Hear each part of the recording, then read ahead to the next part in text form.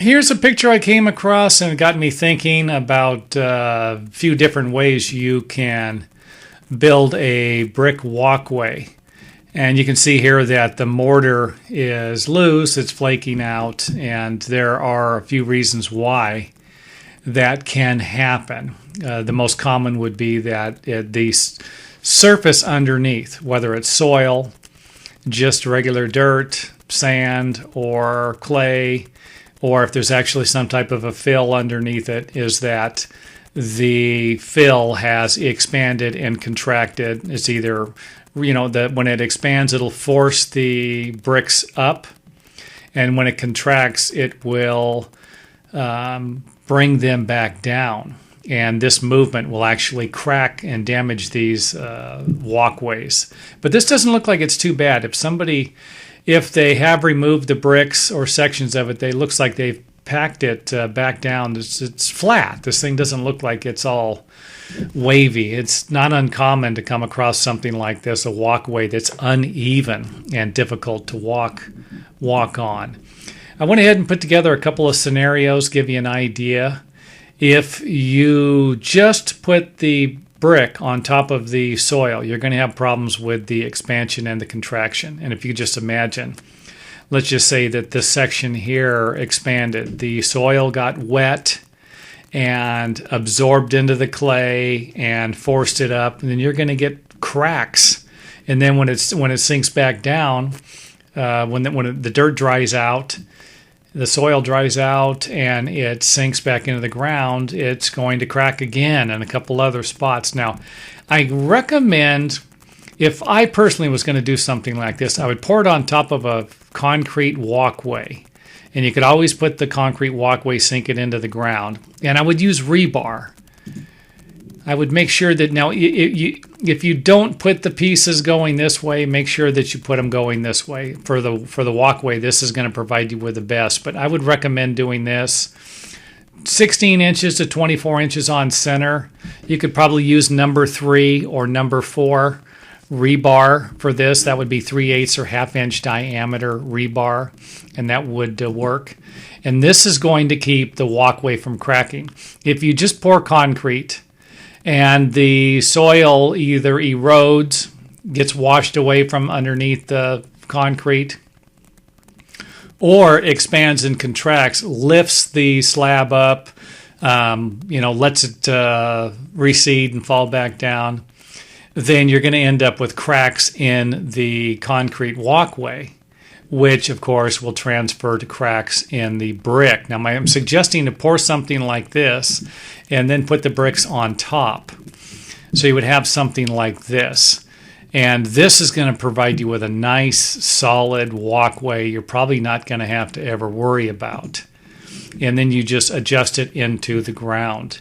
You just take and lower this into the ground as much as you need. So if you're going to and I would recommend pouring at least a 4-inch thick concrete slab. And your bricks are usually 2.5 inches thick.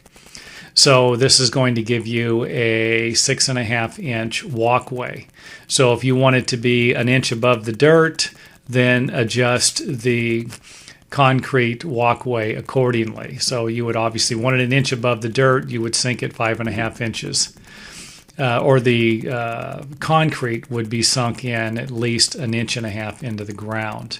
So again, I don't recommend doing something like this, just putting the bricks. Now, if you're just going to use them as pavers, you're not going to put any mortar in between the joints. Then you can do something like this. This whole example, what I'm referring to, is if you're going to put mortar in between the joints and kind of make it look like a chimney or a fireplace, some type of a wall design on the ground, then you're going to need some type of a surface that's solid to build this thing on to prevent the movement. But if you're going to use bricks without any mortar, then you can go ahead and lay that on top of the soil, and if it expands and contracts, lifts it, or if you get any dips or bumps in the walkway, you simply pull the bricks apart, flatten the soil back out, and reinstall the bricks, and you're done. Now, something else that a lot of people do also, and I don't know if this is something I would really recommend. I don't recommend it if you're going to put mortar in between the bricks, as I mentioned over here.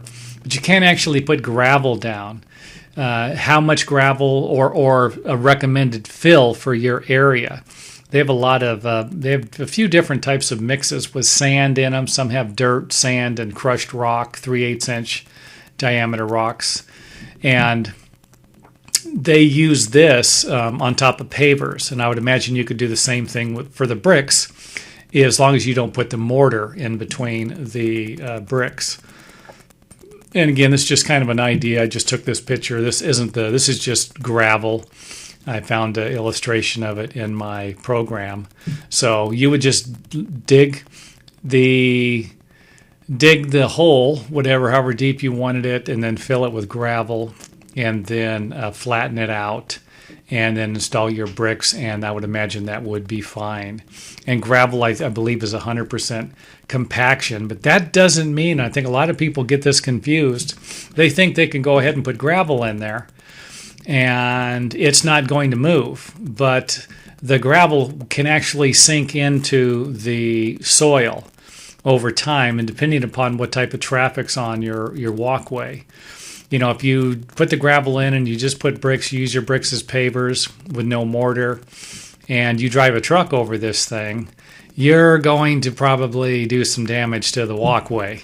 You know, it's especially if the soil is wet or you do it often. So anyway, the main reason why I made this video was just to go back to whenever you come across something like this, there are a few ways, a few things you can do to reduce, not eliminate all the time, but to reduce the chances of something like this happening.